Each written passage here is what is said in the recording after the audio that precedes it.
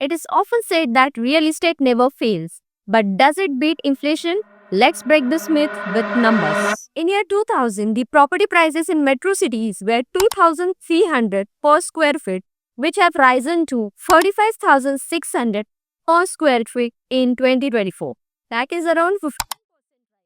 Overall CAGR of 25 years has been 11.5% in metro cities, and that of non-metro cities has been 8 to 10%. Buying a residential property as an investment and a source of passive income from the rental earnings barely adds 2 to 3% in returns, while the maintenance cost and the taxes further erode the gains. But one investment that has marked to give higher returns is investment into the land of developing cities. This comes with a huge capital investment and is the most illiquid form of asset class. Nowadays, the asset class which has come to the highlight due to its rate crossing a lakh per 10 grams, it is none other than gold. In year 2000, the prices of the gold were approximately 4,400 per 10 grams. The price rise is quite obvious. As the rupee depreciates against dollar, the gold prices usually appreciates in rupee terms. This brings CAGR on gold to around 11 to 12% over 25 years. However, it is always recommended that investors should hold maximum 10 to 15% of gold